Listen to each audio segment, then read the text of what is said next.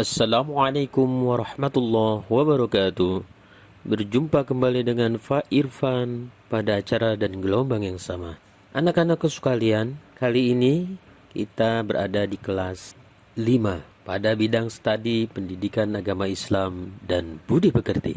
Baiklah, sebelum kita belajar, marilah kita berdoa sebelum belajar.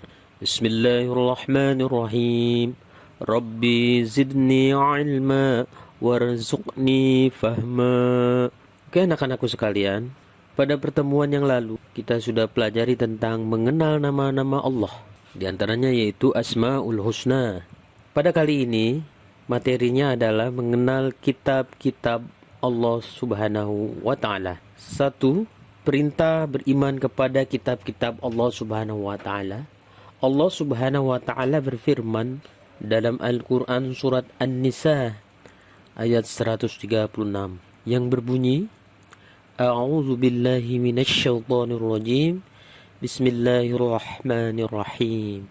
Ya ayyuhalladzina aminu billahi wa rusulih wal kitabil ladzi nazzala ala rusulih wal kitabil ladzi anzala min qabl.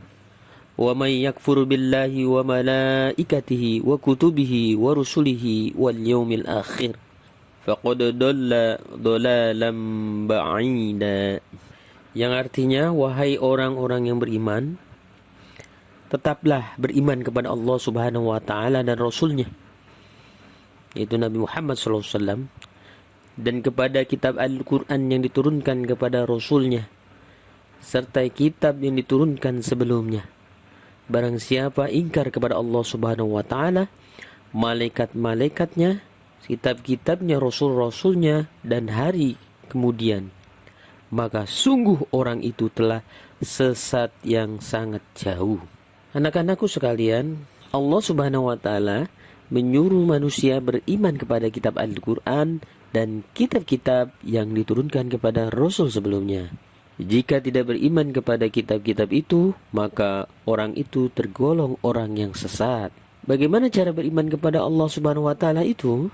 Caranya adalah dengan meyakini bahwa Allah Subhanahu wa taala menurunkan kitab-kitabnya kepada para rasulnya melalui malaikat Jibril. Kitab-kitab tersebut harus dijadikan pedoman hidup untuk menuntun dan mengatur cara kita bersikap dan berperilaku guna mencapai keselamatan dan kebahagiaan hidup di dunia dan akhirat. 2. Nama-nama kitab Allah Subhanahu wa taala. Allah telah menurunkan 4 kitab suci dengan beberapa suhuf yang diberikan kepada nabi dan rasul yang berbeda zaman dan umatnya. Semua kitab suci dan suhuf tersebut diturunkan oleh Allah dan kepada para rasul, kepada para nabi dan rasul, untuk dijadikan sumber kebenaran dan petunjuk untuk memperoleh keselamatan dan kebahagiaan di dunia dan akhirat. Anak-anakku sekalian, kitab suci tersebut adalah yang pertama, kitab Taurat. Kitab Taurat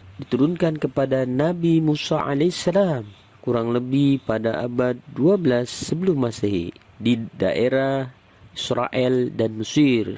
Kitab Taurat menggunakan bahasa Ibrani. Yang kedua, kitab Zabur.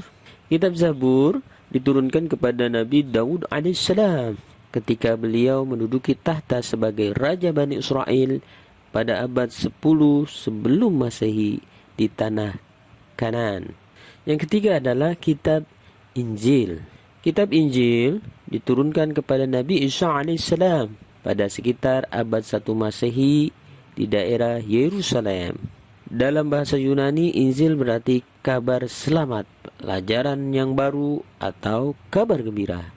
Yang keempat adalah kitab Al-Quran. Kitab Al-Quran mulai diturunkan kepada Nabi Muhammad SAW pada abad 6 Masehi di Mekah. Peristiwa turunnya ayat Al-Quran atau dikenal dengan Nuzulul Quran menjadi pertama kali ketika Nabi Muhammad SAW menyendiri di Gua Hiro, yaitu daerah Mekah. Turunnya Al-Quran menandai bahwa diangkatnya Muhammad SAW sebagai Rasulullah atau utusan Allah. Usia beliau saat itu genap 40 tahun. Al-Quran terdiri dari 114 surat, terbagi dalam 30 juz dan 6.236 ayat. Al-Quran diwahyukan selama 22 tahun, 2 bulan, dan 22 hari. Anak-anakku sekalian, Al-Quran menyempurnakan seluruh hukum-hukum Allah Subhanahu wa Ta'ala yang terdapat dalam kitab-kitab yang diturunkan sebelumnya. Ia diturunkan untuk seluruh umat manusia sebagai rahmat bagi semesta alam, atau disebut juga rahmatan lil alamin. Oke anak-anakku sekalian, sudah mengerti kan? Tugas dari Bapak adalah kalian menghafal nama-nama kitab yang diturunkan Allah Subhanahu wa Ta'ala beserta Rasul penerimanya. Kemudian kalian videokan, kirim ke WA Bapak. Jangan lupa, cukup dari Bapak sampai di sini. Billahi taufiq wal hidayah. Wassalamualaikum warahmatullahi wabarakatuh.